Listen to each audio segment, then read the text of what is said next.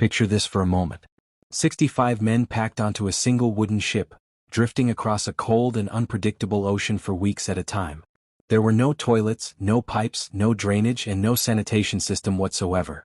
Just crashing waves, the sting of salt in the air, and the heavy smell of sweat, wet wood, and smoke clinging to everything they owned. By all logic, such conditions should have turned those ships into floating breeding grounds for disease. Yet somehow the crews stayed strong enough to cross vast oceans, raid distant shores, and return home alive. What makes this even more astonishing is that many naval crews centuries later, equipped with what were considered modern facilities, were often wiped out by disease within weeks. Entire ships were lost not to enemy attacks, but to infections spreading silently through cramped quarters. Meanwhile, Viking sailors were reaching Iceland, settling Greenland, and even stepping foot in North America nearly 500 years before Columbus. Their survival wasn't based on advanced medicine or blind luck. Instead, it came from a surprisingly intelligent approach to one very human problem: waste. At first glance, the situation seems like a nightmare. Imagine being stuck on a vessel barely wider than a large truck, surrounded by dozens of other men with no privacy and nowhere to escape. Viking longships could stretch close to 30 meters in length, yet were often less than 3 meters wide. Rowers sat shoulder to shoulder, sleeping in the same tight spaces where they worked. Food was shared, equipment was shared, and the ocean constantly sprayed icy water over the deck. If just one person became seriously ill, the consequences could have been devastating. In crowded environments, sickness spreads quickly. A single case of food poisoning might disable an entire crew. Parasites could thrive in unwashed clothing. Yet historical accounts describe something completely unexpected about these seafarers. Travelers who encountered Vikings frequently remarked on how clean they were compared to other Europeans of the time. One observer wrote about watching them wash regularly, while chroniclers in England even complained about their grooming habits. Vikings bathed so consistently that one day of the week became associated with washing, a linguistic influence that still echoes in some Scandinavian languages today. Archaeologists have uncovered combs, tweezers, ear-cleaning tools, and other grooming items in Viking graves, suggesting that personal care was not an afterthought but a cultural priority. So how did a society that valued cleanliness manage life aboard ships that had no built-in sanitation at all? The answer begins with a surprising discovery made in Norway in the early 20th century. Farmers digging through dense clay uncovered the remains of a Viking ship preserved for over 1,000 years. Researchers carefully examined every plank, bucket, textile fragment, and tool they could find. But one thing was missing. There were no chamber pots, no toilets, and no designated areas for waste. At first, scholars wondered if the vessel had simply been ceremonial. Later discoveries erased that doubt. Another ship, clearly built for warfare and long-distance travel, revealed the same pattern. It carried practical equipment, navigation tools, and supplies, yet again nothing resembling a sanitation facility. Modern scans of additional wrecks confirmed the trend. Viking shipbuilders were not forgetting to include toilets. They were choosing not to.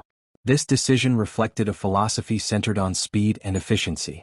Longships were engineered to be fast, flexible, and light enough to travel in shallow waters. Anything considered unnecessary was left behind. Comfort was sacrificed for performance. But removing sanitation systems created a serious challenge. Without a plan, waste could quickly accumulate and become dangerous. The brilliance of the Vikings lay in how they avoided that outcome entirely.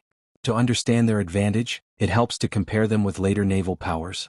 By the 19th century, warships featured designated sleeping areas, medical staff, hygiene regulations, and built-in toilets that emptied into the sea. Despite these improvements, outbreaks still devastated crews. Illness often killed more sailors than combat did. Now imagine the Vikings who lacked nearly all of those protections, yet somehow avoided the same fate. One key feature of the longship made their strategy possible. The distance from the deck to the waterline was remarkably short, often only about half a meter. Stand near the edge and the ocean was practically within arm's reach. This wasn't accidental. It allowed sailors to interact with the water easily, whether rowing, landing, or managing daily needs. Waste simply went straight into the sea.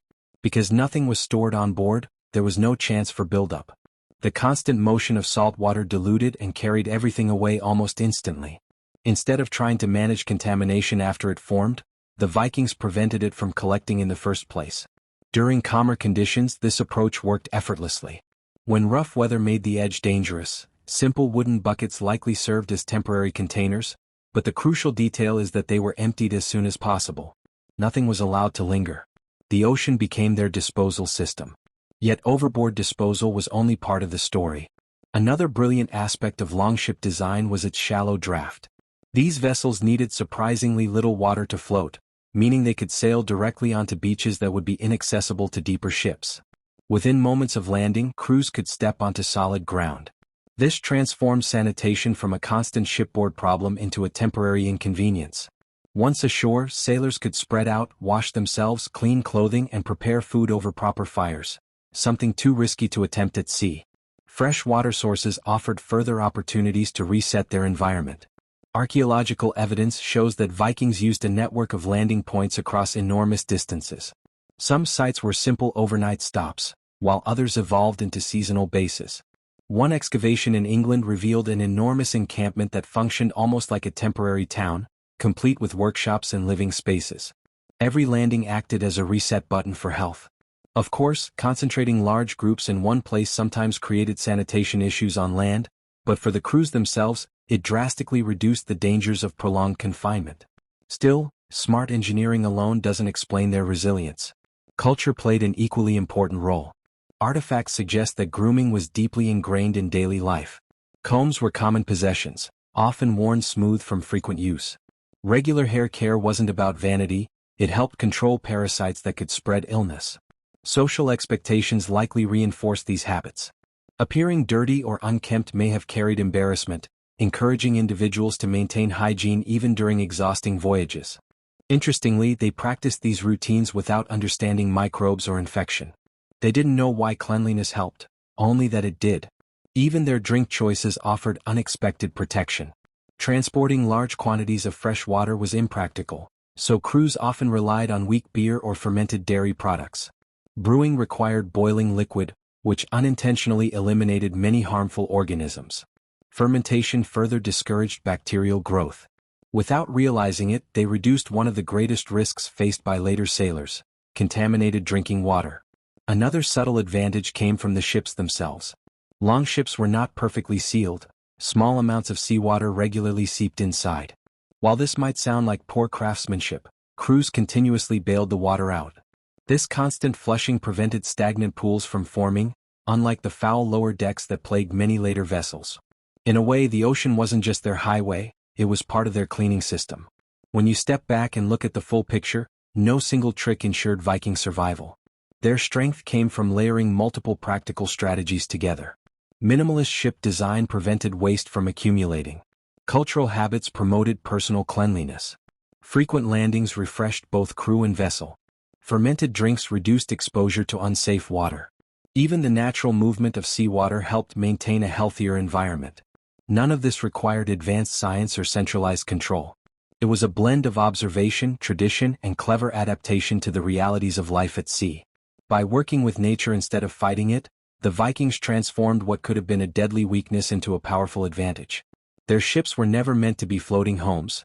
They were vehicles of movement, always connected to the wider world around them. And perhaps that is the real lesson hidden in their story. Sometimes the smartest solution isn't building a complex system to handle a problem. Sometimes it's designing life so the problem never has the chance to grow in the first place. Against all odds, these sailors crossed some of the harshest waters on Earth and reshaped history. Not because they eliminated every risk, but because they understood how to manage them. It makes you wonder how many other forgotten innovations are still buried in the past, waiting to remind us that brilliance doesn't always come from advanced technology. Sometimes it comes from seeing the world differently.